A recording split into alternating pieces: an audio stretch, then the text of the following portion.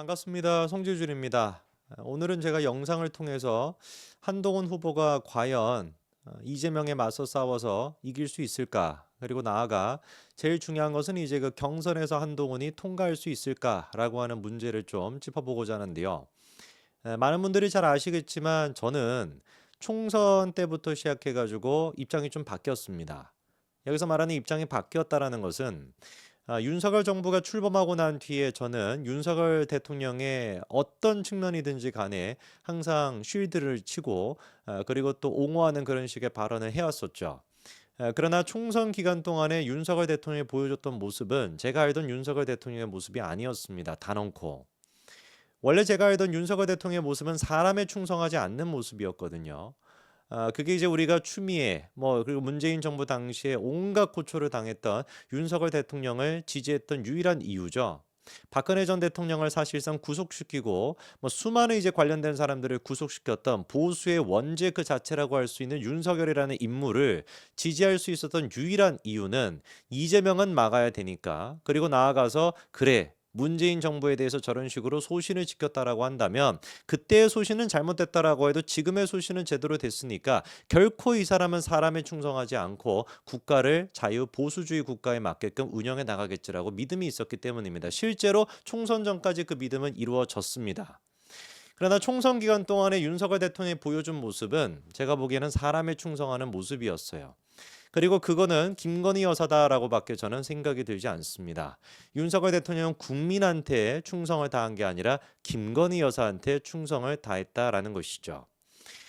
저는 이런 면에서 지금 이 순간 우리가 조기 대선을 앞두고 있는 이 시점에 또다시 윤 어게인이라고 하면서 윤석열 정신을 이어가겠다라는 소리를 한다든지, 아니면은 마찬가지로 또 윤석열의 정신을 이어받은 사람만이 대권 후보가 돼야 된다라는 소리를 한다면은 그거는 그냥 정권을 이재명한테 넘겨주자라는 뜻밖에 되지 않는다라고 봐요. 저조차도 윤석열 대통령에 대해 가지고 그 실체가 무엇인지 깨달았다라고 한다면 과연 정치에 관심이 없는 사람들, 나 이재명도 싫어 윤석열도 싫어라고 얘기하는 사람들은 윤석열 대통령에 대해 가지고 무슨 생각을 가지고 있겠습니까? 이런 차원에서 저는 윤석열 대통령과 가장 멀리에 있는 윤어게인이라는 말과 가장 동떨어져 있는 인물이 한동훈밖에 없다라고 생각하고요. 그래서 한동훈 대표만이 사실상 이재명에 맞서가지고 중도층을 확장하고 승리할 수 있는 유일한 인물이라고 저는 생각합니다. 자, 이런 맥락 속에서 이번에 머니투데이가 다음 같은 기사를 썼습니다. 기사 보여주시면 팬덤 크지만 배신자 검사 프레임, 한동훈이 넘어야 할 5개의 산이라고 하는데 다음 것도 보여주시면 5개의 산 중에 첫 번째가 이제 자신을 향한 배신자 프레임이다. 배신자 공세는 경선 과정에서 빠지지 않을 것이다 라고 하는데, 제가 보기에 이미 한동훈 배신자로는 끝났어요. 끝났습니다. 잘 아시는 바처럼 김문수, 홍준표 두 사람 전부 다 윤석열 대통령을 지금 손절했죠.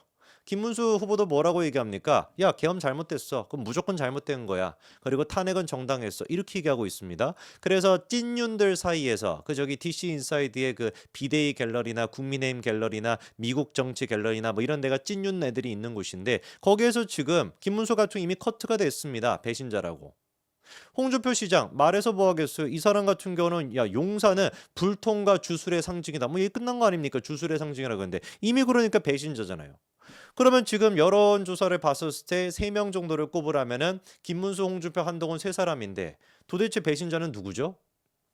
그렇지 않습니까? 저는 그래가지고 사실 김문수 장관도 그렇고 김문수 장관이 출마할 거라고는 저는 생각하지 않았지만, 홍준표 같은 사람은 결국에 윤석열 대통령이 탄핵이 되면은 저런 모습을 보일 게 뻔할 뻔자였기 때문에 진작부터 한동훈 배신자로는 안 통할 거라고 그렇게 얘기하고 다녔던 겁니다. 홍준표가 어떤 사람입니까? 지 대권 욕심에 눈이 멀어 있는 인간인데, 대구보다 서울을 더 좋아하는 사람인데 어떻게 그 인간이 대선 출마를 안 하겠습니까? 당연히 출마하고도 남죠. 대선 출마하려면 홍준표 같은 저 늙은 여우가 윤석열 대통령 품자라는 얘기를 하겠냐고요. 탄핵이 인용이 된다면 그걸 하겠냐고요. 탄핵 기각될 거라고 생각도 안 했을 겁니다. 홍준표는. 그렇지 않습니까? 그렇기 때문에 무슨 탄핵 정국에서 한동훈이 배신자다 어쩌고 저쩌고 얘기하는 것들 다 저는 진짜 아무것도 모르는 인간들이다. 방송 패널이라고 랍시고 무슨 뭐 나와가지고 헛소리 찍찍 내뱉는 애들 있지 않습니까? 야, 한동훈은 뭐 배신자 그런론 때문에 안 돼. 보수 정부에서 배신자론이 얼마나 오래 가는지 유승민이 보여주고 있지 않냐. 멍청한 소리인 거예요. 하나도 모르는 소리입니다. 어떤 그런 어떤 감 떨어지는 사람들이 방송 패널로서 그렇게 활동할 수 있습니까? 모르는 것들끼리 지들끼리 모여가지고 정신자위하고 있는 것이지. 유승민의 배신자랑 한동훈의 배신자는 완전히 성격이 다릅니다. 윤석열 대통령에 대해 가지고 지금도 여론조사를 보면은요, 50% 가까이 되는 사람들, 이번에 MBS 여론조사 결과가 나왔었죠. 50% 가까이 되는 사람들이 뭐라고 생각합니까? 윤석열 대통령은 출당시켜야 된다라고 생각해요. 그리고 난 다음에 27% 가까이 되는 사람은 그래 출당은 조금 너무하니까 법적 절차를 지켜보자가 27%입니다. 77%가 그러니까 사실상 윤석열은 등장해서는 안 된다라고 보는 겁니다. 응답하지 않는 사람까지 7%를 제외하고 난다면 유일하게 15% 정도. 15%가 윤석열 대통령이 복귀해가지고 이번 대선 다시 치러야 된다 이렇게 대답하거든요. 생각을 해보십시오. 15%라니까요. 15%를 가지고 대선 치르면 이길 수 있겠습니까? 50%를 가지고 대선을 치러도 이길까 말까 한 상황인데 15%를 위한 정치를 해가지고 이기겠냐고요. 그렇기 때문에 현실적으로 윤석열 대통령을 손절할 수밖에 없습니다. 모든 사람들이. 그게 당연한 것이고 그게 맞고요. 그렇기 때문에 애당초 한동훈의 배신자론이라는 것은 적용이 될 수가 없었던 것이다. 대선 출마하는 사람이라고 한다면 감이 진짜 조금이라도 있는 사람이라고 한다면 윤석열 손절할 수밖에 없다. 그래서 제가 나경원, 오세훈이 감 떨어진다라고 하는 겁니다. 오세훈 시장은 왜 그런 최악의 악수를 뒀는지 모르겠어요. 처음에 자기가 갖고 있던 포지션, 내가 탄핵에 나는 찬성한다. 계엄은 잘못됐다. 이렇게 갔어야지 그나마 지금 이준석이랑 똑같이 나옵니다. 여론조사 결과가. 누구를 탓하겠습니까? 자멸을 한 것이고 나경원 의원은 뭐 얘기할 것도 없고요. 그리고 다음 것도 좀 보여주시면은요. 아까 제가 말씀을 드린 것처럼 고익이 있고 그리고 또 이제 소통 방식에 대해 가지고 지적하는 게 있는데 뭐 내려주셔도 됩니다. 저는 한동훈 대표의 소통 방식은 이걸 지적하는 게 코미디라고 봐요. 이재명이 기자 대하는 거 보셨죠? 김문수 후보 기자들 질문 잘 안 받습니다. 지금 한 2개 정도만 받겠다 이러면서 그냥 막 자리 맨날 피하죠. 홍준표 맨날 성질냅니다. 한동훈 대표가 기자들과의 어떤 그 소통 방식에서 문제가 된 적이 있나요? 이 소통 방식이라는 것은 이른바 찐윤이라고 하는 것들이 한동훈 대표랑 대화가 잘 안 돼. 이런 식으로 얘기하는 건데 애당초 찐윤들은 대화 자체가 안 되죠. 자, 그리고 다음 것도 보여주시면 검사 출신에 대한 거부감. 이것도 저는 할 말이 좀 많은 게 이재명 대 한동훈 구도가 됐었을 때 생각해 보십시오. 한동훈은 검사 출신이에요. 이재명은 뭐예요? 검사 사칭범입니다. 누구를 선택할까요? 그러면 누가 더 유리할까요? 검사가 되고 싶어가지고 검사가 너무 되고 싶어가지고 검사 사칭이라고 하는 중범죄까지 저질렀던 찌재명 그리고 실제 검사 누가 유리할까요? 검사 출신에 대한 거부감? 저는 이거는 철지났다고 보고요. 홍준표는 그러면 검사 출신 아닙니까? 뭐 어떻게 합니까?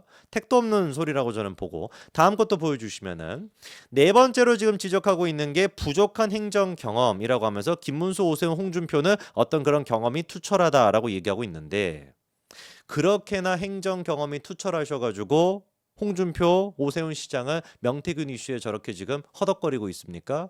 홍준표 시장 같은 경우는 이번에 아예 그냥 뭐까지 공개가 됐습니까? 그 영수증까지도 공개가 됐습니다. 그 문건까지도 공개가 됐어요.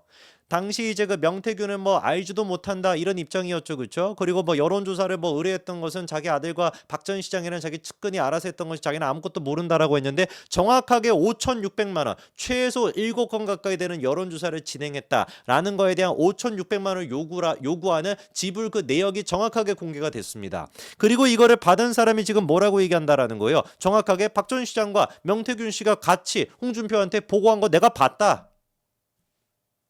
그렇게 행정 능력이 투철해가지고 토지허가세 그거를 갖다가 둘러싸고 그런 논란이 터지겠습니까? 제가 봤을 때 지금 한동훈 대표가 안 될 거다라고 비판하고 있는 그 사유들은 억가에 불과해 보입니다. 여러분들은 어떻게 느끼십니까?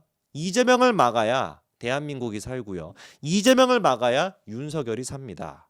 이재명을 막기 위해서 우리한테 필요한 거는 15%를 위한 정책이 아니고요. 15%를 위한 인물이 아니고요. 나 이재명도 싫어, 윤석열도 싫어 라고 얘기하는 사람들의 그 사람들 가운데 10%만큼이라도 설득할 수 있는 사람이 되어야 유일하게 이재명을 막을 수가 있습니다. 그 사람은 제가 보기에 한동훈밖에 없습니다. 한동훈 배신자 그런 얘기는 집에 가서나 하시고요. 나 집에서 보고 있는데 집에서 그냥 하시고요. 그런 얘기는 통하지 않습니다. 여기까지 말씀드리겠습니다. 감사합니다.